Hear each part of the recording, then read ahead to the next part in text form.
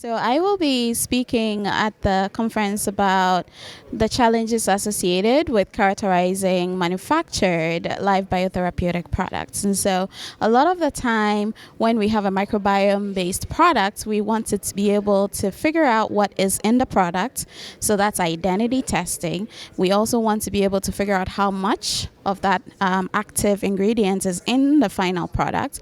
We also need to be able to figure out how pure the product is. And these are extremely important considerations for the safety of patients, as you might imagine. So looking at the example of purity, for example, when there is any contaminant of any kind, so for a live biotherapeutic product, you have live bacteria or live fungi or spores or phage or viruses.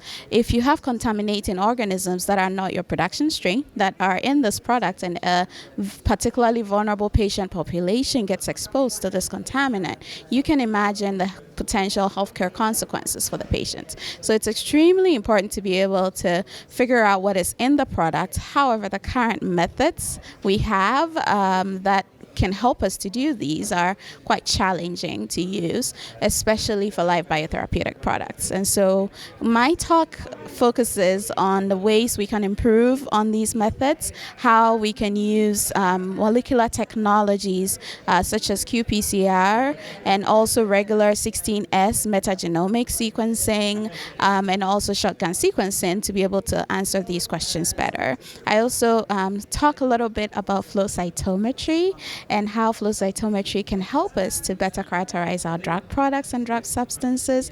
I also share briefly some of the challenges associated with performing purity tests, especially per the USB 61 and 62 guidance that currently exists. And I talk about potential updates to these guidance that can make it easier for drug manufacturers in the microbiome space to be able to better characterize the purity of their products or better demonstrate. So in these instances, we're exploring techniques like nanostring. We're also looking at things like qPCR again that can verify the identity, and particularly for USB 62, they can actually demonstrate the absence of all of the objectionable organisms that could be listed for a particular target population, patient population, or a particular product. So this can be extremely helpful, as you might imagine. It's just a big picture overview of some of the challenges we see working with multiple products, but also it's an extremely big picture overview for people who are newer in the space,